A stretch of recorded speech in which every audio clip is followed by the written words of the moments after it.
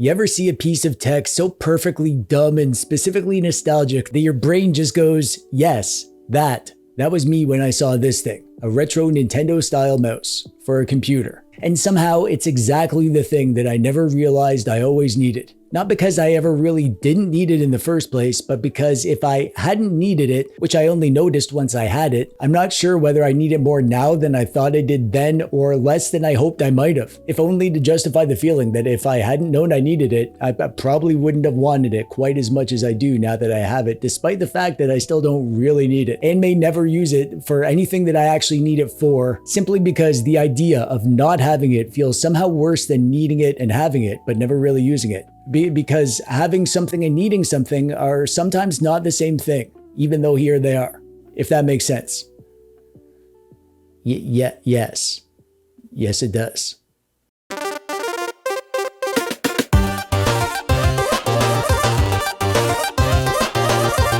Hey there, how's it going? I'm TechDweeb, welcome, and thanks for clicking on the video. The world of retro-inspired tech is a vast and beautiful landscape of nostalgia and late-night Amazon purchases. If you're into handhelds, you can find ones that look like old Nintendos and Game Boys, Sega Genesises, or wood retro-style controllers. Tons of those. Retro keyboards, oh baby, don't even get me started. There's so many. Modern retro tech rules because you get those old school vibes, but with modern conveniences like wireless connections and rechargeable batteries, snappy new components, and all the other features we didn't know we needed back in the day when we were blowing into cartridges. But there's one category that has been kind of neglected. Retro style mouses. There's not that many good ones. You've got the low free touch, which I covered recently, and I do love that one. The old 8-bit-do mouse, which I don't love. Oh, that thing is so bad. And a few others if you hunt around, but not that many. Compared to controllers and handhelds and keyboards, retro style mouses are basically an endangered species. So when 8-bit-do announced a new version of their R8 wireless mouse in a dusty old NES colorway, I knew I had to get my grubby little hands on it.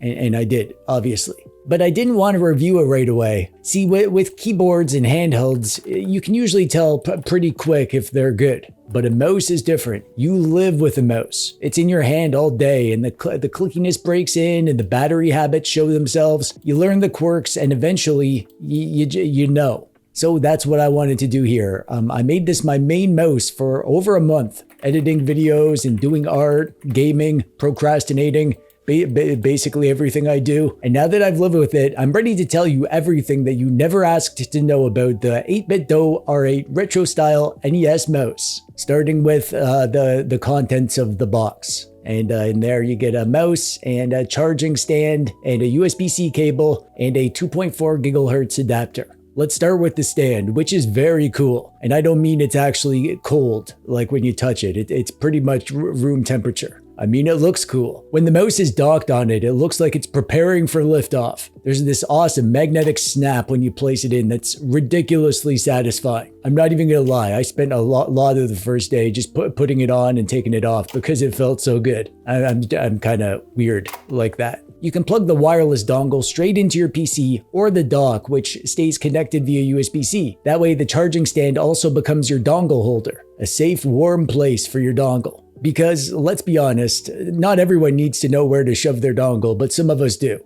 That's just part of life. It's a journey. And for the mouse itself, I mean, yeah, it looks like a mouse. On top, we have your classic left click and right click, scroll wheel with a middle click, and a DPI button so you can change the sensitivity on the fly. There's a cute little pixel heart logo on there. There's 2 buttons on the left, back and home by default. 2 more on the right, all of which you can rebind in the software, which we'll get to. There is a USB-C hole on the front if you want to go wired. Underneath, there's a switch for connection modes and a pairing button and a little hole where the laser beams come from and a slot to store the 2.4 gigahertz dongle when you're not using it. Overall, I'm pretty darn into the look of this thing. I love the retro NES aesthetic. If you've watched my channel before, you know I love this vibe. Beige and gray with that iconic Nintendo red accent. That aesthetic just gets my juices flowing. I think it goes without saying, but I'm gonna say it anyway. The look is the main reason to get this. It's a solid mouse, sure, but what sets it apart is the retro flair. And that's something that 8-bit-do nails. And as you can see, it matches perfectly with the 8BitDo NES style keyboard. As a combo, it's just, it's so nice. I'm genuinely thankful that there's companies like 8BitDo out there making stuff like this. The world needs more of this aesthetic. That said, 8BitDo's track record with mouses hasn't exactly been stellar. This was their last one, and while it looks kinda cool, it's also the worst mouse that I've ever used. So let's just say that I went into this one with cautious optimism. Thankfully, this new one is way better, like 1,000 times better. But I'll be honest, it almost feels too modern. Like if this was just a plain white mouse, you wouldn't even glance at it. It's a modern shaped mouse wearing a retro costume, which is fine, but it could have been a bit more special, in my opinion. Like I compared this to the low free touch mouse, and this thing feels genuinely retro, not just in looks, but in soul. It's got full-size keyboard buttons, it's chunky and weird and wonderful. This isn't a comparison video, but if it was, the low free would probably win for me. Still, the 8BitDo mouse definitely wins in the Nintendo vibes department. I have this set up with the 8BitDo keyboard, and it just completes the look, as you can see.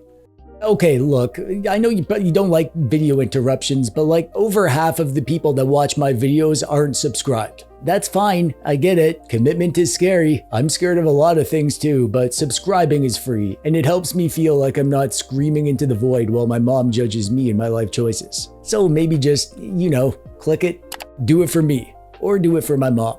Wait, that came out wrong. The hand feel is mousy.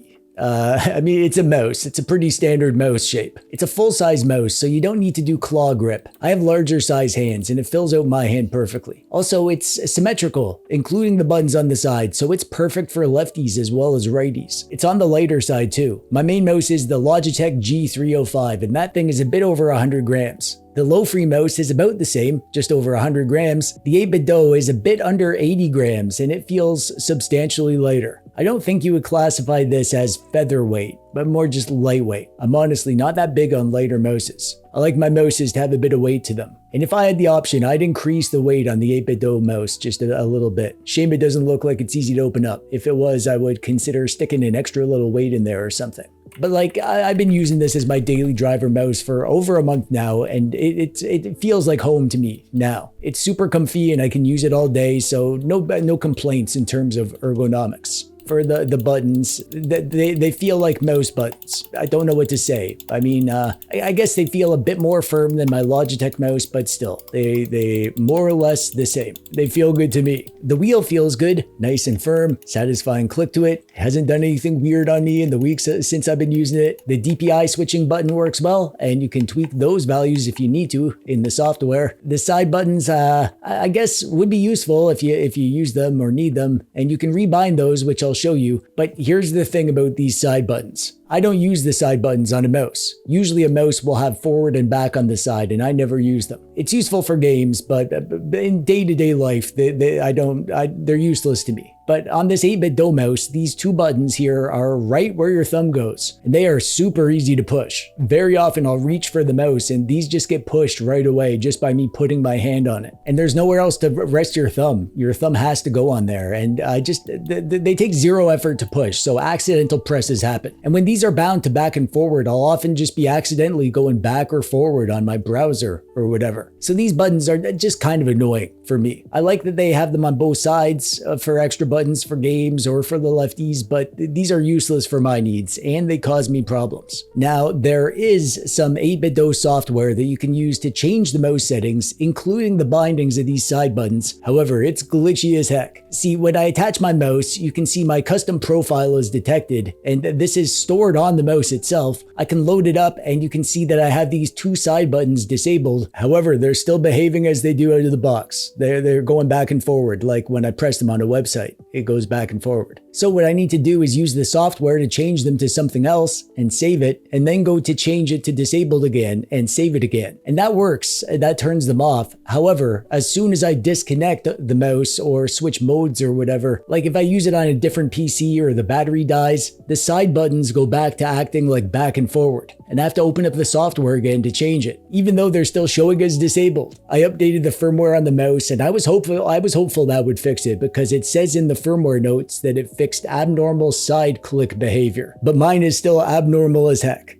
like me. Hopefully this will get fixed because it just feels broken to me. Not the end of the world, just something that's annoyed me. The rest of the software is fine. You can tweak the DPI settings and the polling rate, a few other basic mouse settings. I wish I didn't even need this software because it's a mouse. I just want basic mouse operation. But I end up opening this all the time to fix the side buttons, so I just kind of hate it now. The actual input performance is pretty standard stuff. You'll get an average polling rate of around 125 Hz on Bluetooth, and if you switch over to the 2.4 GHz dongle, you'll get closer to 500 Hz. If you go wired, you can actually change the polling rate in the 8BitDo software. It's 500 Hz by default, but you can set it up to 8000 Hz, although you won't actually get that on your PC. Closer to half that. And I mean, realistically, you're not going to be able to notice the difference with anything over 500 Hz. There isn't a human on Earth that can notice a difference between 1/500th of a second and 1/4000th of a second. And if you up the polling rate, you'll just burn through the battery way quicker without any actual benefit. So I think 500 Hz is the perfect sweet spot. So the performance is exactly as I would expect. I mean, these days, any halfway decent gaming mouse is going to have perfect performance. They all do. So this is nothing to write home about. But one thing that did impress me here is the Bluetooth strength. I had a different Bluetooth mouse in the past, and I had to have a Bluetooth dongle on my desk to make it work, but the 8BitDo mouse works even if I have the dongle in my PC on the floor. So that's a plus.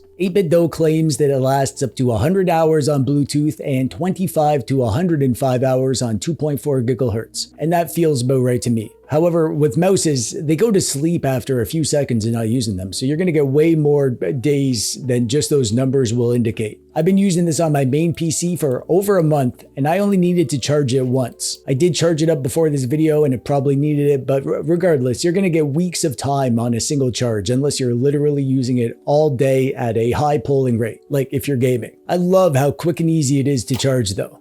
This stand, you just pop it up there and it looks all slick and cool on your desk. That is solid design right there. It's practical and cool looking and fun. Overall, I really do love this mouse. I like everything it does, I like how it feels, and I love the aesthetics. It really completes the 8BitDo retro desk setup to have a proper 8BitDo style retro mouse to go with their NES style keyboard. And I'm just happy that there's another good retro style mouse option for us retro vibe loving nerds. I really hope they do a C64 style one too, to go with their C64 keyboard. That feels like a no-brainer to me. Come on, 8BitDo, make that happen.